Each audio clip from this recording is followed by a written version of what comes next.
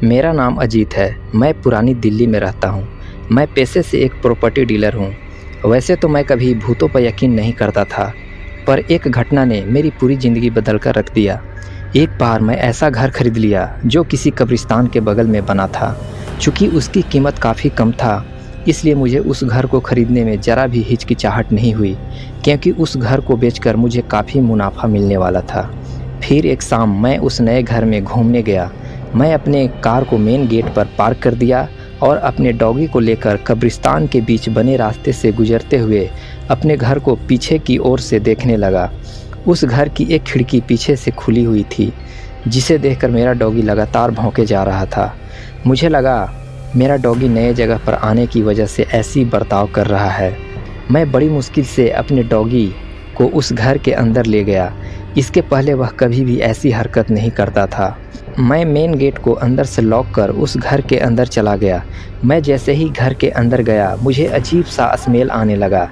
ऐसा लग रहा था जैसे किसी की बॉडी आग में जल रही है। मुझे लगा शायद रूम की सफाई अच्छे से नहीं हुई है, तभी ऐसी स्मेल आ रही है। चूँकि घर के अंदर काफ़ी अंधेरा था, इसलिए मैंने घर की लाइट ऑन कर दिया। फिर मैंने देखा कि एक काली बिल्ली मेज पर बैठ मुझे देखकर गुर्रा रही थी। फिर मैं उस बिल्ली को डांट कर भगा दिया। मैं सीढ़ी से चढ़कर सेकंड फ्लोर पर जाने ही वाला था कि अचानक से मुझे अगरबत्ती जलने की महक आने लगी। मैं एकदम से चौंक गया।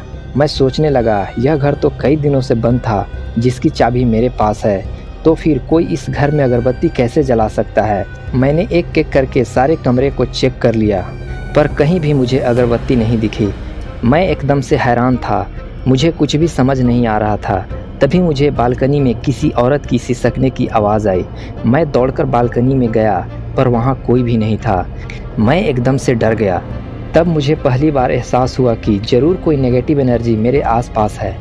मैं डरकर भागते हुए मेन गेट के पास गया, पर गेट पहले से खुली हुई थी और मेरा डॉगी कार के पास खड़े होकर लगातार भौंके जा रहा था। मुझे समझ नहीं आ रहा था आखिर ये सब हो क्या रहा था। मैंने तो गेट को अंदर से लॉक किया था, पर खोला किसने? मेरा सर फटा जा रहा था। तभी मेरे 4-5 दोस्त वहां आ पहुंचे और कहने लगे, यार अजीत, हमने एक पार्टी रखी है और इस पार्टी के लिए तुम्हारे इस नए घर से अच्छा कोई जगह नहीं हो सकता है। आज रात हम सब यहीं एंजॉय करेंगे, प्लीज़ ना मत कहना। चूँकि मैं अपने दोस्तों के बीच एक नीडर और मॉडर्न लड़के वाली इमेज बना रखा था, इसलिए उन्हें अपने साथ घटी घटनाओं का जिक्र नहीं करना चाहता था, क्योंकि उन्हें इन सारी बातों को बताने का मतलब था खुद को मजाक बनते देखना। पर मेरी धड़कनें अभी भी ज़ोर ज़ोर से धड़क रही थी। तो फिर मैंने सोचा, जब इतने सारे दोस्त एक साथ इकट्ठे रहेंगे तो कुछ भी नहीं होगा, इसलिए मैंने इस पार्टी के लिए हाँ कह दिया। शाम के करीब 7 बज रहे थे। मेरे दोस्त अपने साथ तंदूर रोटी, बटर चिकन, पानी का बोतल, कोल्ड ड्रिंक्स और 2 पेटी बियर लाए थे। हम सब ने मिलकर खूब इंजॉय किया। मैंने भी कुछ ज़्यादा ही पी ली थी। तभी मेरे एक दोस्त ने कब्रिस्तान तरफ वाली खिड़की खोला और झांकते हुए बोला, यार कब्रिस्तान पर एक छोटी सी लड़की टहल रही है। फिर मैंने कहा, भाई खिड़की बंद कर दे और कुछ बियर बचे हुए हैं उसे ख़त्म करने में हमारी मदद करो। और हाँ, वो कोई लड़की नहीं बल्कि कोई बुरी आत्मा हो सकती है और यहाँ भी आ सकती है।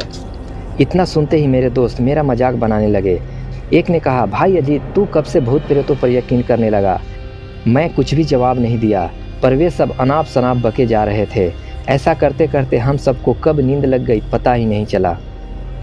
जब मेरी नींद खुली तो देखा कि कमरा पूरी तरह से साफ है, सारी चीज़ें व्यवस्थित तरीके से रखी हुई हैं और मेरे जिस्म पर न के बराबर कपड़े थे। वहीं टेबल पर एक गर्मा गर्म चाय रखी हुई थी। रात में क्या क्या हुआ मुझे कुछ भी ठीक से याद नहीं आ रहा था। मैंने सोचा शायद मेरे दोस्त चाय बनाकर चले गए होंगे। फिर मैंने उस चाय को पी लिया। तभी एक औरत ने हंसते हुए कहा, और जनाब, कैसी लगी मेरी चाय? मैं एकदम से चौंक गया और इधर उधर भागकर देखने लगा, पर वहाँ कोई भी नहीं था। तभी किसी बॉडी की जलने की तेज़ बू आने लगी। मैं एकदम से डर गया और अपने दोस्तों को नाम लेकर चिल्लाने लगा, राहुल, दीपक, मुन्ना, कहाँ हो तुम सब? पर कोई भी जवाब नहीं आया। मैं डर से थर थर काँपने लगा। मैं समझ गया कि मैं बुरी तरह से फंस गया हूँ।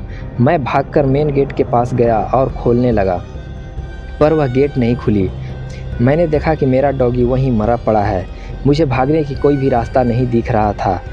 फिर मैं बाउंड्री को कूदकर उस कब्रिस्तान की ओर भागा। मैंने वहाँ देखा कि एक अधेड़ उम्र का आदमी बैठकर बीड़ी पी रहा था। मैं हाँफते हुए उसके पास गया, पर फौरन उसने मुझसे पूछा, क्या यह घर तुमने ही खरीदी है? हाँ, पर क्या है इस घर में? मैं कांपते हुए बोला। उसने कहा, इस घर में दुबे जी अपनी छोटी बेटी और पत्नी के साथ रहा करते थे। बाद में उन्हें पता चला कि वह बेटी उनकी नहीं बल्कि किसी और की है, क्योंकि उनकी पत्नी की चरित्र ठीक नहीं थे। वह हमेशा गैर मर्द की तलाश में रहती थी। एक दिन दुबे जी ने अपनी बेटी और पत्नी को एक कमरे में बंद कर दिया और आग लगा दिया, जिससे उन दोनों की मौत हो गई। फिर बाद में दुबे ने भी खुदकुशी कर लिया। आज रात उसकी पत्नी ने तुम्हारे दोस्तों को भगा दिया और तुम्हारे साथ शारीरिक संबंध भी बनाई है।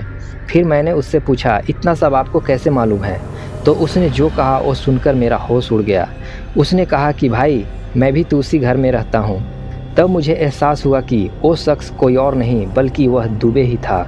उस वक्त मुझे लगा कि आज मेरी ज़िंदगी की आखिरी रात है। मैं पूरी जोर लगाकर वहाँ से मेन रोड की ओर भागा। मैं भागते हुए अपने फ़ोन में समय देखा। उस वक्त रात के 2 बज रहे थे।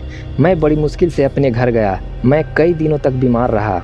मुझे अचानक से चक्कर आ जाता और मैं गिर पड़ता और मेरे मुंह से झाग निकलने लगते थे। फिर मेरे घर वाले ने मेरे घर पर कुल देवता की पूजा किया और मुझे भी उसमें शामिल किया। तब जाकर मेरी स्वास्थ्य में सुधार आया। तो दोस्तों, यह कहानी आपको कैसी लगी हमें कमेंट करके ज़रूर बताएं। यदि यह अच्छी लगी तो प्लीज़ वीडियो को लाइक और चैनल को सब्सक्राइब ज़रूर करें। धन्यवाद।